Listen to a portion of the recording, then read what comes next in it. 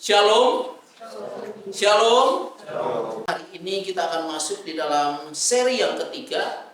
Jadi kita kembali melihat bagaimana kehidupan yang diajarkan oleh firman Tuhan. Kita kembali melihat, merenungkan apa yang terjadi di dalam kehidupan kita ketika kita bercermin di dalam kebenaran firman Tuhan. Maka di sini kita bisa kembali menemukan betapa luar biasanya Alkitab menggambarkan tentang kehidupan manusia, di mana Yesus sendiri menghadapi situasi yang sangat menyakitkan, tetapi dia begitu peduli dengan orang-orang yang menyakiti dia.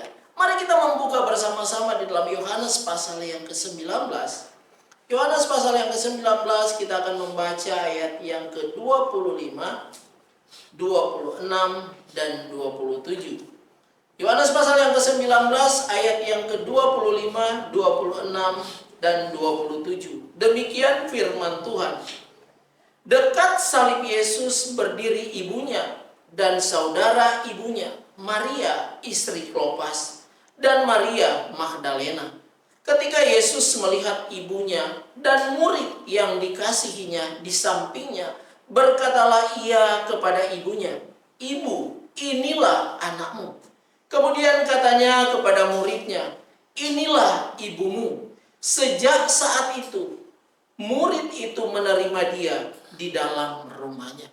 Satu kebenaran firman Tuhan yang kembali mengingatkan kita di dalam bagian teks yang kita sudah baca. Dan secara khusus pada hari ini kita akan belajar bersama-sama tentang kata "lihatlah ibumu", menjadi satu pergumulan perenungan kita di dalam masa-masa penyaliban Kristus, dalam perjalanan kehidupan Yesus menuju penyaliban. Ketika dia berada di atas salib, maka dia mengungkapkan hal-hal yang spektakuler, yang sulit untuk dipahami. Bahkan kita sendiri cenderung hampir tidak mampu menerima kenyataan demi kenyataan, kebenaran demi kebenaran yang Yesus sampaikan.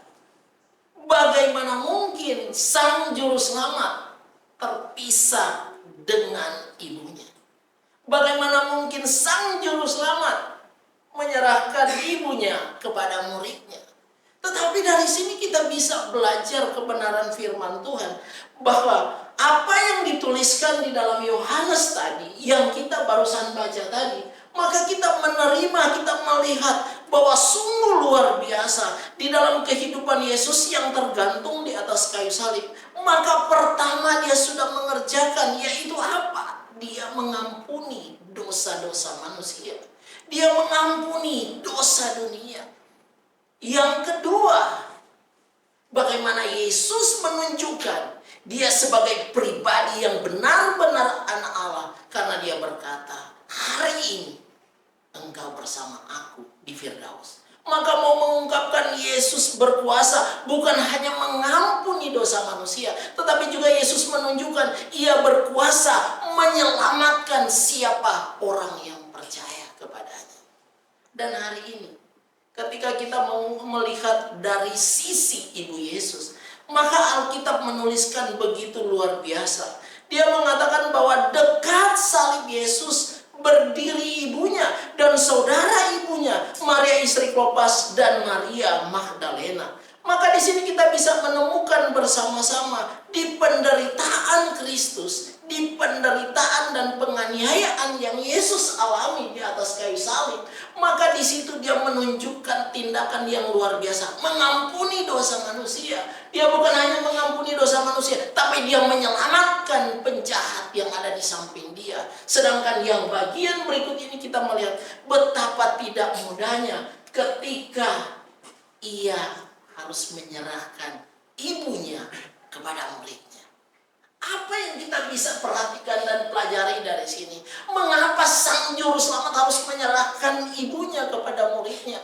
Apakah tidak ada cara yang lain sehingga dia harus menyerahkan pada muridnya? Tetapi Alkitab begitu luar biasa menjelaskan bahwa ibunya diserahkan kepada muridnya. Karena alasan yang pertama, bukankah Yesus memiliki keluarga? Dalam beberapa tafsiran dikatakan bahwa kemungkinan saat itu bahwa Yusuf sudah tidak ada.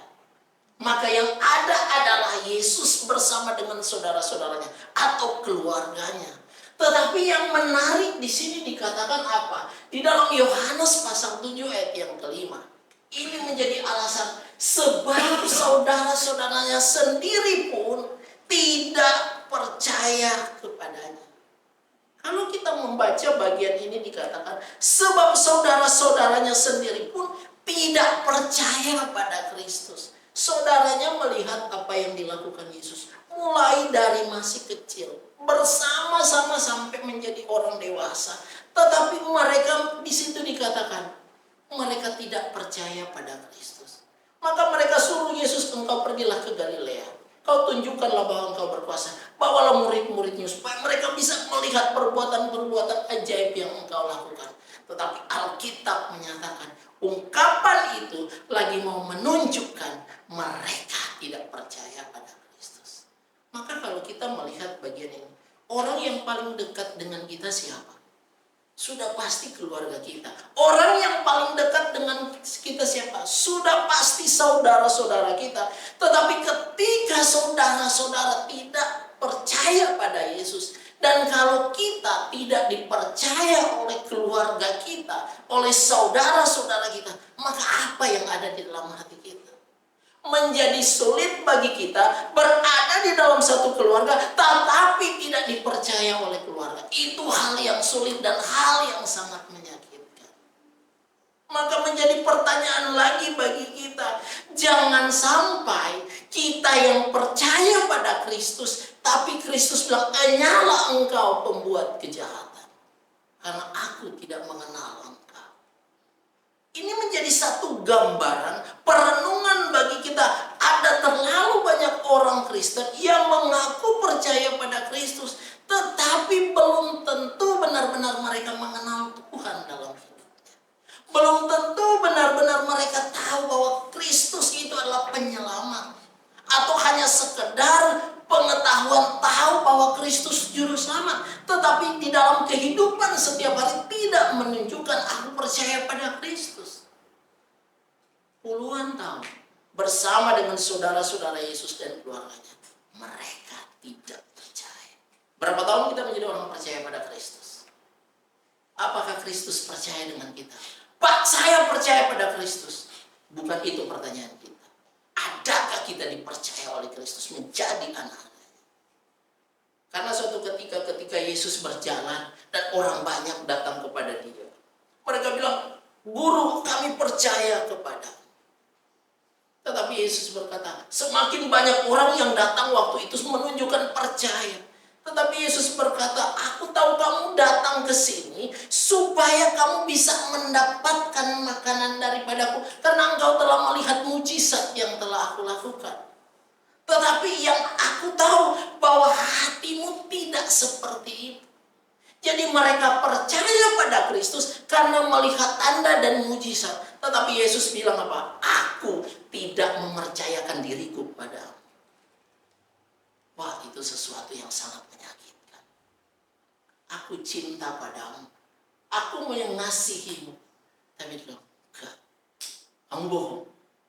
Enggak benar hidup. Hatimu jauh daripadaku." Maka kita bisa melihat kembali kepada diri kita. Jangan sampai perjalanan iman Kristen kita justru hanya terhenti kepada percaya pada Kristus, tetapi tidak teraplikasi di dalam tindakan dan perbuatan yang nyata. Itu masalah bagi kita. Kalau kita bercermin di kehidupan kekristenan sekarang, terlalu banyak denominasi gereja sama-sama percaya pada Kristus, tapi yang mengherankan adalah apa? Yang satu menganggap lebih dekat dengan Tuhan, yang satu jauh. Yang satu merasa dia yang benar, yang satu dia merasa tidak benar. Maka yang terjadi apa? Gerejamu nggak benar. Gerejamu nggak benar.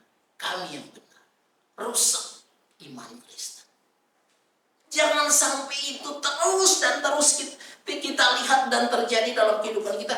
Dan kita tidak mau keluar dari cara hidup yang seperti itu. Karena Kristus menginginkan kalau benar percaya pada Kristus, bersama dengan dia benar-benar tunjukkan dan buktikan di dalam kehidupan keseharian kita. Maka Alkitab mencatat, ia menyerahkan kepada muridnya. Ibunya diserahkan pada muridnya. Di dalam Yesaya pasal 51 ada ayat yang menuliskan seperti ini dalam ayat yang ke-18.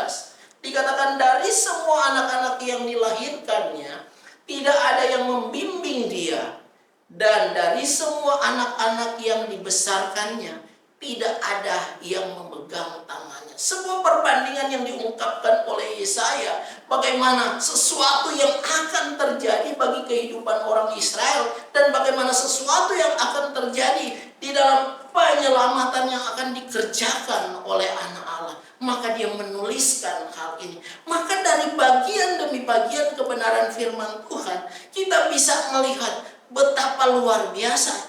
Bukankah Maria itu adalah ibu Yesus? Bukankah Maria itu selalu bersama-sama dengan Yesus? Tetapi ada hal yang menarik kita bisa pelajari bersama-sama. Kalau kita membaca di dalam Perjanjian Lama, dikatakan Hawa, sesudah Hawa itu jatuh dalam dosa, maka dikatakan dia disebut sebagai apa? Ibu dari semua yang hidup. Tapi waktu kita membaca di dalam Injil Lukas, maka kita menemukan Maria dikatakan sebagai perempuan apa? Dia dikatakan sebagai sesungguhnya mulai dari sekarang segala keturunan akan menyebut aku berbahagia. Maka dari sini kita bisa belajar bersama-sama betapa luar biasanya Maria di dalam nyanyian pujiannya ketika dia tahu bahwa dia akan mengandung bayi Yesus. Maka Maria mengatakan bahwa jiwaku memuliakan Tuhan. Waktu dia mengungkapkan jiwaku memuliakan Tuhan, maka dia mengatakan dialah menjadi perempuan yang paling berbahagia. Karena digambarkan Allah mengerjakan perbuatan-perbuatan yang luar biasa di dalam dirinya. Salah satunya, bayi yang dikandungnya, yang dikandung oleh Roh Kudus melalui rahim Maria akan disebut sebagai Yesus atau akan disebut sebagai Immanuel, disebut sebagai Mesias yang akan menyelamatkan dunia. Maka dia mengungkapkan kebahagiaan yang luar biasa. Sesudah dia mengungkapkan tentang kebahagiaan sebagai ibu yang begitu berbahagia, maka kita melihat di sisi yang lain, waktu kita membaca Lukas pasal 2 ayat 34, ini menjadi satu apa ya? Satu pemikiran perenungan yang begitu tidak mudah. Karena dikatakan demikian. Lalu Simeon memberkati mereka dan berkata kepada Maria, ibu anak itu, sesungguhnya anak ini ditentukan untuk menjatuhkan dan membangkitkan banyak orang di Israel, dan untuk menjadi suatu tanda yang menimbulkan perbantahan, supaya menjadi nyata pikiran hati banyak orang. Ayat berikutnya dikatakan, tetapi kelak suatu pedang akan menembus jiwamu sendiri. Perhatikan baik-baik. Maria dalam dirinya ketika dia memuliakan Tuhan, aku adalah perempuan yang paling berbahagia. Semua keturunan akan menyebut aku paling berbahagia. Ketika Maria dan Yusuf harus membawa bayi Yesus ke dalam bait Allah, ketika mereka membawa untuk disunat, maka apa yang terjadi di sana? Maka di sana bertemulah dengan yang namanya siapa? Simeon. Simeon diceritakan di dalam Lukas pasal 2, dia adalah orang yang benar, orang yang saleh, dan Roh Kudus menguasai diri dia. Dan Alkitab mengatakan bagaimana Simeon disampaikan oleh Roh Kudus, kamu gak akan meninggal sebelum engkau melihat Mesias yang akan dilahirkan itu, yang akan menyelamatkan dunia. Maka ketika Maria dan Yusuf masuk menggendong bayi itu dan bertemu dengan Simeon, dan Simeon memegang anak itu, maka berkatalah dia udah cukup hidupnya, dia udah boleh meninggal. Aku udah bisa mati sekarang karena aku sudah bertemu dengan bayi Yesus, sang Mesias itu. Tetapi yang tidak enak adalah apa? Bagi Simeon mengungkapkan sesuatu yang luar biasa. Karena apa? Memang benar Alkitab bilang, Sebelum kamu mati, Mesias pasti akan lahir dan kamu akan melihatnya. Dan dia sekarang melihat. Ketika dia melihat, maka dia mengatakan, sesungguhnya anak ini ditentukan untuk menjatuhkan dan membangkitkan banyak orang di Israel, dan untuk menjadi suatu tanda yang menimbulkan perbantahan. Kehadiran Kristus di dalam pelayanan terus dan terus terjadi, maka di situ muncul perbantahan. Dia bukanlah anak Allah. Terus muncul pembantahan bahwa dia menghujat Allah, dan terus menerus terjadi. Bahkan yang paling puncak penderitaannya ketika dia sampai di atas kayu salib.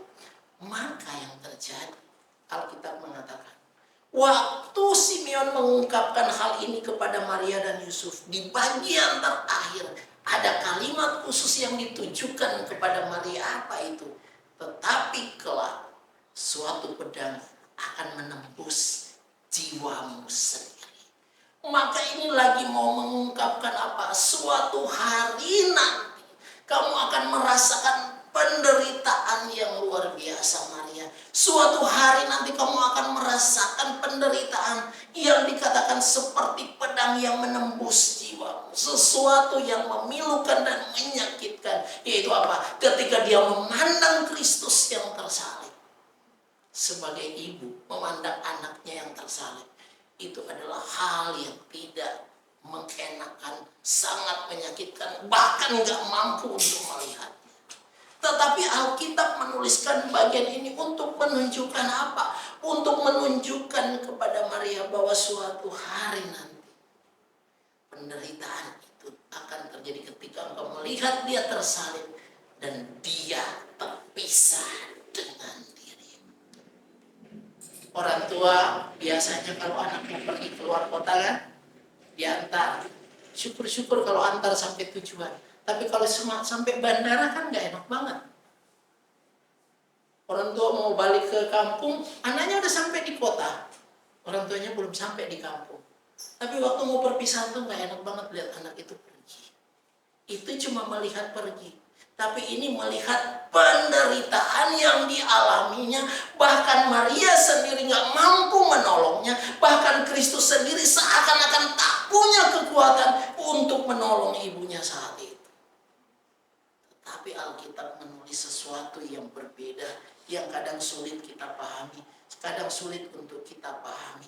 Maka di dalam bagian ini kita bisa belajar bahwa Yesus menderita, menanggung murka Allah. Maria menderita, terpisah dengan anak yang dikasihi. Itu sesuatu yang luar biasa. Tetapi ini menjadi sebuah perenungan di dalam kehidupan kita. Ketika melihat bagian ini, maka menjadi pertandingan kita sebagai orang yang percaya saat ini. Jangan sampai kita hanya terus memandang akan Yesus sudah menderita 2000 tahun yang lalu. Jangan sampai hanya menjadi pengetahuan bagi kita Yesus telah menyelamatkan kita. Tetapi apa wujud nyata di dalam pengiringan kita kepada Tuhan? Apa yang kita harus tampilkan di dalam kehidupan kita? Terlalu banyak mulut berbicara Engkau Tuhan Juru Selamat, tetapi terlalu banyak hati yang jauh daripada Tuhan. Itu terjadi. Pertanyaannya, bagaimana dengan kita saat ini? Apa yang kita alami saat ini? Jangan sampai kepercayaan kita hanya sebatas kata-kata, tidak pada tindakan. Kalau kita begitu percaya dengan manusia, pertanyaannya, seberapa besar kita percaya pada Kristus sebagai Tuhan dan Juru Selamat? Mungkin semua kita akan berkata, 100% kami percaya Kristus sebagai Tuhan dan Juru Selamat. Pertanyaan kedua, kalau kita begitu percaya pada orang lain, kita pasti akan bekerja baik untuk orang itu. Sekarang sebaliknya, kalau kita percaya Kristus itu 100% Juru Selamat, seberapa baik kita berani taat, seberapa baik kita berani setia. Sebagaimana perempuan-perempuan yang terus mengikuti Yesus, mulai dia ditangkap, mulai dia dipukul, kemudian dia memikul salib sampai ke penyaliban. ada perempuan-perempuan yang begitu setia terus mengikutinya. Salah satunya adalah ibunya, adalah Maria Magdalena di sana dan lain. Mereka begitu setia mengikut. Sedangkan dalam kamus orang Yahudi, perempuan itu nggak terlalu dianggap, nggak terlalu berarti. Tetapi mereka begitu luar biasa mengikuti dan melihat penderitaan Kristus. Bagaimana dengan kita? Sejauh mana kita tetap setia di dalam pengagungan kita sebagai Tuhan dan Juru Selamat, yaitu Yesus Kristus? Sejauh mana? Dan kalau kita berani menyerahkan hidup kita untuk sebuah tanggung jawab yang ada di dalam dunia, yang hanya untuk menguntungkan diri kita, maka sejauh mana juga kita menyerahkan hidup kita kepada Kristus demi hormat kemuliaan bagi nama Tuhan. Nggak mudah, tetapi itu perjuangan kita. Nggak mudah, tetapi itulah perjuangan yang harus kita lakukan. Nggak ada jalan lain, nggak ada pilihan lain. Maka buat kita ya, ketika kita contoh nih, kita bermain musik. Ketika kita bermain musik, ingat ya, kalau kita bermain musik hanya untuk kita, itu biasa. Pemain musik dunia lebih jago dari kita. Tetapi dalam kesederhanaan kita main musik, kita memimpin pujian, dan kita mengagungkan Tuhan, itu jauh bernilai dari hal-hal yang ada di luar sana. Itu menjadi jauh lebih bermakna ketika kita memainkan dalam kesederhanaan, tetapi dalam keseriusan dan kebenaran hati kita di hadapan Tuhan. Termasuk ketika saya menyampaikan kebenaran firman Tuhan. Enggak ada hebatnya, orang lain pun bisa menyampaikan kebenaran firman Tuhan. Tetapi pertandingan kita adalah bagaimana kita berjuang bersama, melakukan apa yang kita pelajari bersama. Bahkan kita yang beribadah bersama-sama, jangan sampai tidak ada nilai kebenaran yang bertumbuh dalam hidup kita. Setiap minggu kita beribadah, tetapi tidak ada nilai kebenaran yang tampak berubah di dalam hidup kita. Hati-hati.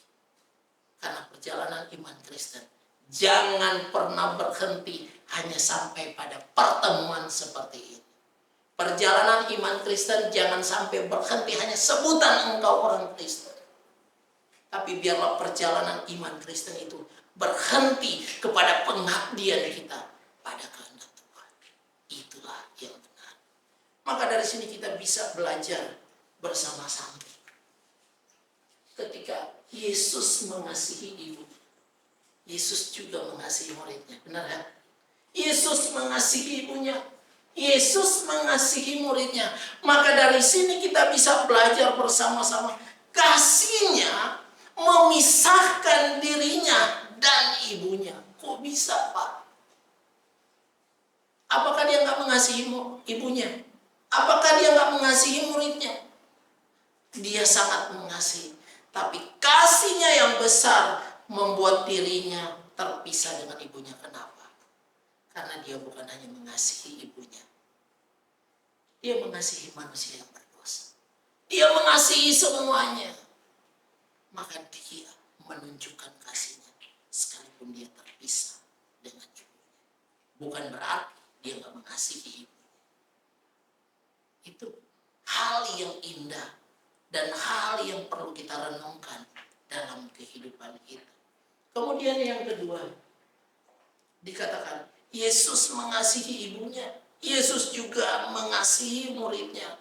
Maka kasihnya menyatukan ibu dan muridnya pada waktu itu.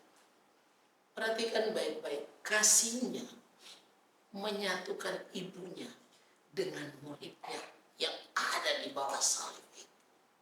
Selama ini mereka kenal itu adalah ibu Yesus. Aku adalah murid Yesus. Dan ini adalah guru saya yang tergantung. Tetapi karena kasihnya, dia menunjukkan apa? Dia menyatukan muridnya dengan ibunya. Hal ini mau mengungkapkan apa bagi kita? Hal ini mau mengungkapkan kasihnya yang besar.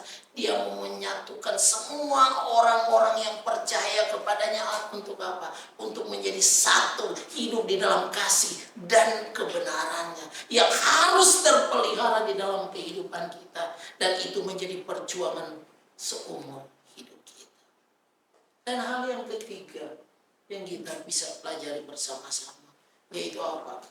Kasihnya membuat ia tak berdaya, namun tetap bertanggung jawab untuk kelangsungan hidup ibunya. Perhatikan baik-baik.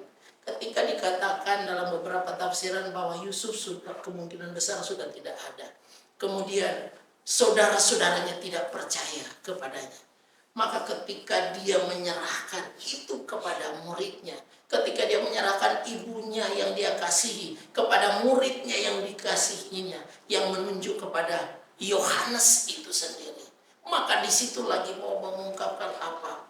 Bukan Yesus. Enggak, memang saat itu Yesus sudah enggak berdaya tersalib. Tapi apa? Dia berkuasa atas kehidupan muridnya untuk apa? Bertanggung jawab untuk kelangsungan dari kehidupan ibunya. Maka dari sini kita bisa melihat betapa luar biasanya karya agung penyaliban itu yang Yesus telah tunjukkan. Kasihnya itu mengubah pola pikir manusia yang cenderung melihat pada penderitaan itu, tetapi tidak mampu melihat apa yang ada di balik penderitaan Kristus. Dia menyatukan banyak orang. Yang pertama, manusia berdosa yang adalah seterunya Allah, yang adalah musuh Allah, kini dia perdamaikan dengan darahnya yang mahal. Kemudian bagaimana dia menyatukan orang-orang yang ada pada waktu itu secara khusus, muridnya dan ibunya Maria. Dan yang berikut ini mengingatkan, ia tampak memang tak berdaya, tetapi dia menunjukkan ia berkuasa. Untuk apa? Dia berkuasa terhadap muridnya untuk meneruskan tanggung jawab yang dia miliki. Karena apa? Dia itu minggu depannya sudah selesai. Tetapi dari sini kita terus merenungkan kebenaran firman Tuhan untuk mengingatkan kepada kita apa? Perjalanan kehidupan kita sebagai orang percaya adalah perjalanan yang tidak akan pernah berhenti kecuali kematian. Perjalanan kehidupan iman percaya kepada Tuhan akan terus diperhadapkan situasi yang tidak mengenakan bagi kita. Tetapi ketika itu berada di dalam kebenaran, maka itu menjadi apa? Kebahagiaan ketika kita mampu menjalaninya dan tetap setia pada pengabdian kita pada kebenaran Tuhan. Biarlah kebenaran firman Tuhan boleh terus menolong kita, mengingatkan kita untuk benar-benar menjadi pribadi-pribadi yang mengasihi Tuhan dalam hidup ini, bertanggung jawab dalam hidup ini, dan percaya kita bertanggung jawab dalam iman percaya kita pada Tuhan. Tuhan menolong kita, Tuhan memberkati kita.